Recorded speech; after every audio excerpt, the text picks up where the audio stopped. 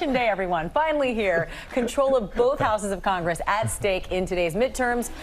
A lot of people wondering which party will come out on top. Well, joining us now is the man who can give us some insight, ABC News political director Rick Klein. So, yes, the Senate is up for grabs. Talk a little bit about what you're going to be looking at tonight. So, guys, it's a 50-50 Senate right now, and if it stays that way, Democrats keep control because they have the tie-breaking vote. Vice President Harris gets to do that. We're making some assumptions here in how some races would go tonight, but this is a possible scenario. The Democrats holding on to some of the places they're favored, Republicans holding on to some of the places they're favored, and if this happens, then all eyes are going to be on Pennsylvania, because if Democrats are able to pick that out with John Fetterman beating Dr. Oz, they're just one seat away from taking the majority. They could do that in Georgia, where Herschel Walker and Raphael Warnock are running against each other. On the other side, though, Republicans feel pretty good about their possibility in Pennsylvania. They think if they are able to win that seat, and if Dr. Oz takes the Senate, well, they're at 50, one away. They could actually win even without worrying about that race in Georgia. In Nevada, Senator Catherine Cortez Masto has been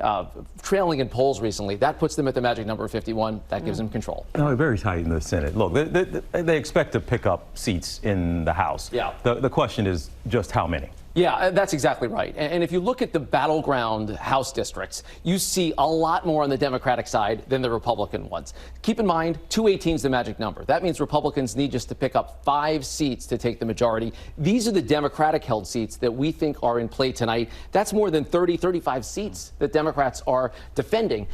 Republicans only have about 10 or 11 that they're really in danger of losing. So there's just so many more opportunities for them to go on offense. They are shopping in really fertile territory, including in some pretty blue places. We're talking about Oregon, California, right here in New York. These are places that Democrats never wanted to have to worry about. Wow. And we've been told time and time again, George reminding us again this morning, that there may not be results in several races. We might not know for days which states or which races seem to be the ones that we might not get an outcome in tonight. That's right, Amy. If you look at the states that are up tonight, we're going to be looking a lot at Pennsylvania. We've already heard from election officials in Philadelphia that say it could be several days before we see the results. That's a heavily Democratic city, so it could be that the results look good for the Republicans but don't necessarily end up that way. Georgia, things we expect to go a little more smoothly. We expect a fast vote count, but of course in Georgia you have to get 50% of the vote or you go to a runoff. There's a Libertarian candidate in that race. We could be back here 4 weeks from today if no one gets 50. Out west, Nevada could be a slow count,